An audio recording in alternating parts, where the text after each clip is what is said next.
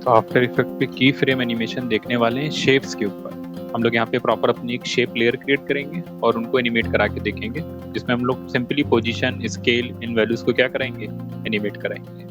जब हम लोग टीवी पे ऐड देखते हैं मोशन ग्राफिक्स, तो जो ऐड चलता है उसमें बैकग्राउंड को फिल करने के लिए कहीं सर्किल शेप एनिमेट हो रहे होते हैं, कहीं स्टार शेप एनिमेट हो रहे होते हैं, ताकि जो बैकग्राउंड की फीलिंग है वो पूरी तरीके से कैसी दिखे, डायनेमिक दिखे। वो एलिमेंट कैसे एनिमेट कराने हैं, उसका एक सिचुएशन स्टार्ट कर रहे हैं आज से, जो हमारे मोशन ग्राफिक्स के लिए बहुत इंपॉर्टेंट रहेगा। अगर हमें ग्राफिक्स एक प्रॉपर मोशन ग्राफिक्स सेट बनाना है, तो हमें छोटे छोटे शेप्स पे, एनिमेशंस पे भी बड़ा ध्यान देना पड़ेगा। तो बहुत बेसिक लेवल से मोशन ग्राफिक्स का ये पोर्शन स्टार्ट कर रहे हैं, है ना।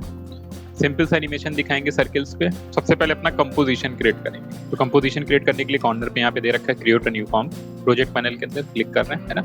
जिस भी साइज का चाहिए 1280, 720, और जो हम यहाँ पे अपनी टाइमिंग ले रहे हैं वो अराउंड मान के चल रहे हैं कि कितना 10 सेकेंड्स। तो 10 डॉट लगा देंगे तो बाय डिफॉल्ट वो ड्यूरेशन हमारी किस पे जाएगी, 10 सेकेंड्स पे जाएगी। और लगभग यहाँ पे ये साइज ओके करना है। सबसे पीछे बैकग्राउंड में हम लोग क्या देंगे, सिंपल बैकग्राउंड देंगे, जिसके ऊपर हम उस सर्किल शेप को क्या करेंगे, एनिमेट कराएंगे, है ना।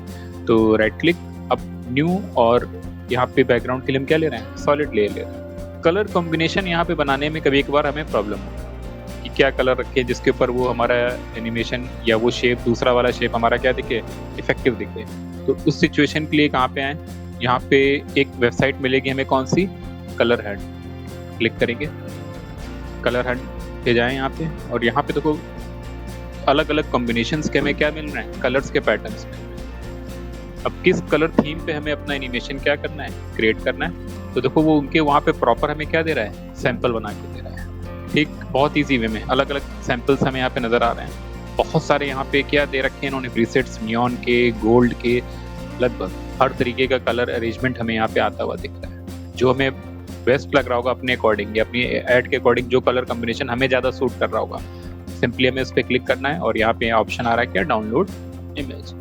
इमेज को सिंपली डाउनलोड कर लेना है। तो यहाँ पे इमेज हमारी देखो हमने डाउनलोड की हुई है। इसे ड्रैग करके हम डायरेक्टली कहाँ पे ले लेंगे, after effects, right click, new, और हमने क्या लिया, सॉलिड लेयर लिया, आई ड्रॉपर पिक किया, जो कलर हमें चाहिए हमने डायरेक्टली जाके उस पर क्या कर दिया, आई ड्रॉपर से कर दिया। ओके, उसी कलर की हमारी यहाँ पे क्या बन रही है, लेयर। फिर से यहाँ पे अब हमें इसके ऊपर एक शेप क्रिएट करना है ना। तो शेप क्रिएट करने के लिए डायरेक्टली हम कहाँ पे आ रहे हैं, फिर रेक्टेंगल शेप दे रखा है, राउंडेड दे रखा है, एलिप्स, पॉलीगन, और क्या दे रखा है, स्टार। वही सारे अब एडोब के शेप्स हैं जो हमें इलस्ट्रेटर, फोटोशॉप पे मिलते हैं, है ना। तो यहाँ पे अपने कौन सा शेप ले लिया, एलिप्स शेप ले लिया। इसमें भी देखो फिल कलर कैसा है, रेड, और इसका स्ट्रोक कैसा दे रखा है, व्हाइट। इसकी विड्थ कितनी दे रखी है, 2 पिक्सेल्स। तो फिलहाल हमें कलर नहीं चाहिए, तो कलर हमें नन करने के लिए हम फिल के इस पे क्लिक करेंगे तो कलर चेंजेस का ऑप्शन आएगा, हमें फिल पे क्लिक करना है। और यहाँ पे देखो हमसे पूछ रहे हैं इस पे हमें ग्रेडियंट चाहिए कि नहीं चाहिए, तो हम यहाँ पे इसे क्या कर दे रहे हैं, नन। इसे ओके किया तो यहाँ पे इसका फिल पूरी तरीके से हमने क्या किया, नन।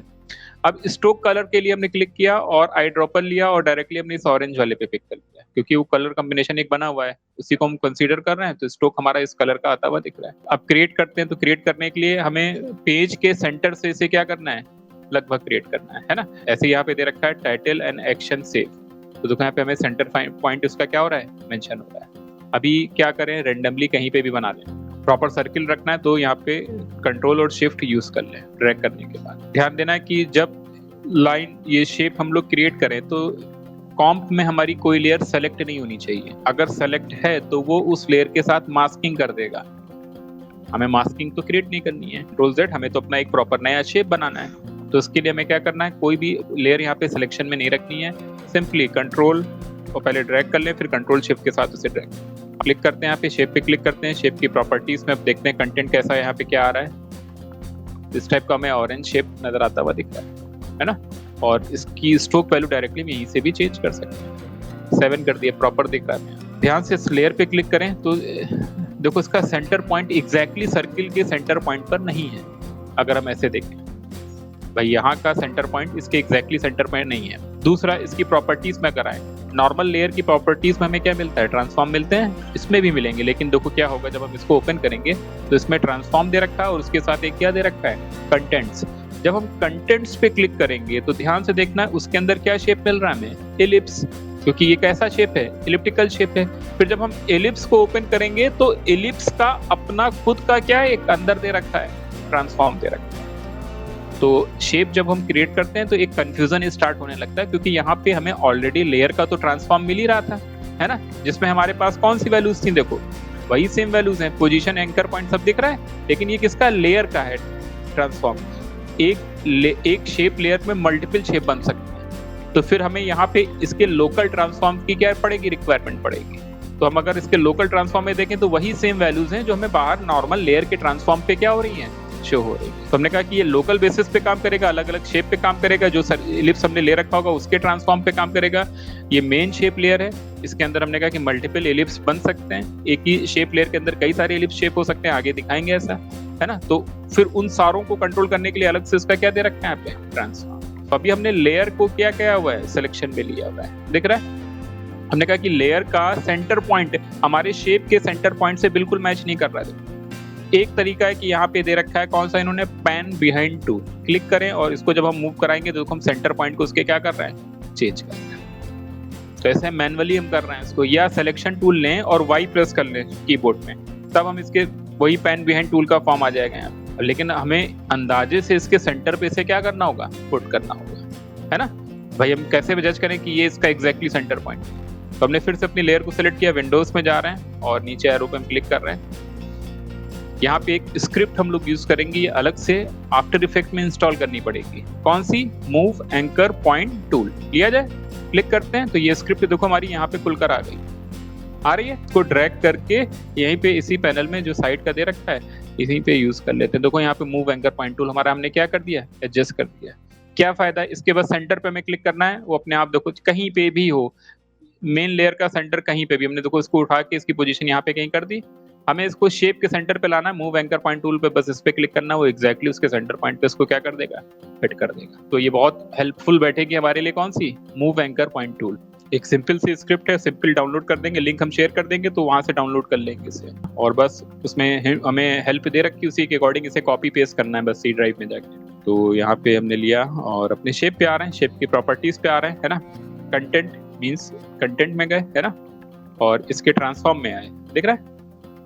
यहाँ पे हमें एक वैल्यू मिल रही है, कौन सी, स्केल की दे दिया हमने, देखो स्केल को, और कम से कम जो ड्यूरेशन ले रहे हैं मान लो हम 15 फ्रेम की लेते हैं, 15 फ्रेम्स हमने लिए देखो, और सेम लेवल का की हमने यहाँ पे सेट कर दिया 15 फ्रेम्स पे भी, है ना।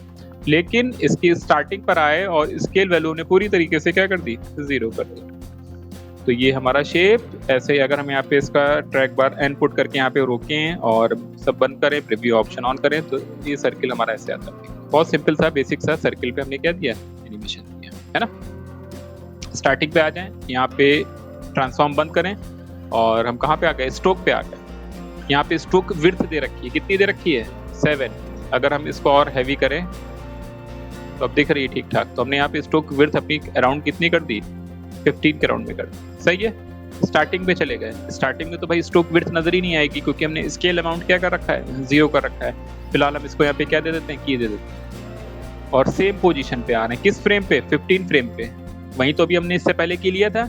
और आके सेम लेवल का की हमने बैक साइड से देखो ऐड, जबकि कितनी है यहाँ पे 15 है, और एंड पे जाते जाते ये हमें 15 दिख रही है, लेकिन हमने एंड पर आके ये 15 वैल्यू को यहाँ पे क्या कर दिया, 0 कर दिया।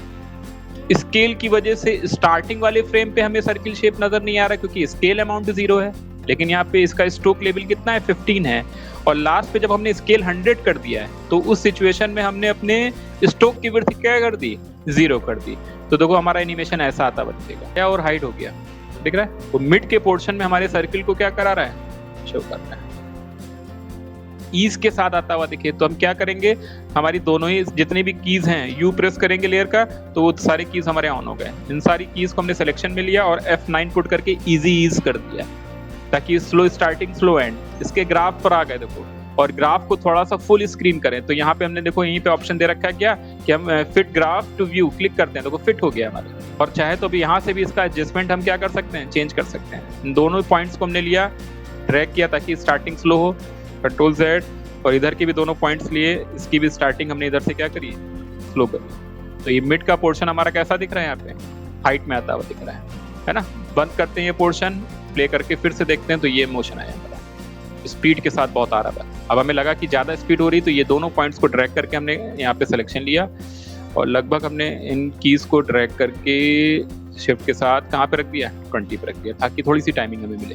प्ले कर रहे हैं, स्टार्टिंग पर आ गए और अपने स्केल अमाउंट पे जा रहे हैं, बढ़ा देते हैं थोड़ा सा। कितना कर दिया, 28 कर दिया, ताकि हमें बीच का स्ट्रोक थोड़ा सा हैवी दिखे। अभी सही है। मिनिमाइज करते हैं, यहाँ पे हमने कंट्रोल डी करके हमें लेयर की कॉपी निकालनी है, तो हमने कंट्रोल डी प्रेस किया, उस लेयर की क्या निकल आई, कॉपी। यहाँ पे हमने मान लो जो गैप दिया वो कितना दे दिया, 4 फ्रेम्स का गैप लिया, सिलेक्शन टूल लिया दिस वन, और लेयर को हमने अपनी यहाँ पे सेट कर दिया। 2 सर्किल्स के एनिमेशन अलग अलग टाइमिंग पे एक साथ आ रहे हैं। इसकी ओवरऑल पोजीशन को जो है हमने क्या किया, चेंज कर देना है। ये लो, हमने इधर रख दिया, ये अंदर वाला है शेप जो हमने ये लिया हुआ है, इसको उठा के अपने इधर कहीं सेट कर। विड्थ फिर से हम यू प्रेस करें, उसी टाइमिंग पे विड्थ बढ़ाए जाके जहाँ पे हमने क्या दे रखा है, की दे रखा है। तो विड्थ हमने यहाँ पे कितनी दे रखी है इसकी, और बढ़ा देते हैं। तो यहाँ का ये शेप हमारा थोड़ा सा कैसा आया, हैवी हो। यहाँ पे हम फिर से अगर हम इसकी कलर को देखें तो कलर कौन सा लें, जो कॉम्बिनेशन बना हुआ है, क्लिक करें, आई ड्रॉपर ले, और ये कलर कॉम्बिनेशन हमने ले लिया। डी करके हमने फिर से क्या निकाल दी, कॉपी निकाल दी। पोजीशन में थोड़ी सी चेंजेस कर दिए, मींस टाइमिंग में चेंजेस किए, और इसकी पोजीशन हमने मान लो इधर कहीं रख दिया। साइज में भी हमने इसके कंपैरिजन में इसको थोड़ा सा अलग से क्या कर दिया, स्केल कर दिया। बस हमने यहाँ पे इसकी विड्थ, ध्यान रखना कि यू प्रेस करेंगे उस लेयर की, उसी टाइमिंग पे जाएंगे जहाँ पे हमने विड्थ को एनिमेट करा रखा है ना। और यहाँ पे इसकी विड्थ हमने कितनी कर दी, अराउंड 10 कर दी, लेकिन हमने इसका ओवरऑल स्केल अमाउंट स्केल कर दिया है, तो ज्यादा एरिया वो कवर कर रहा है।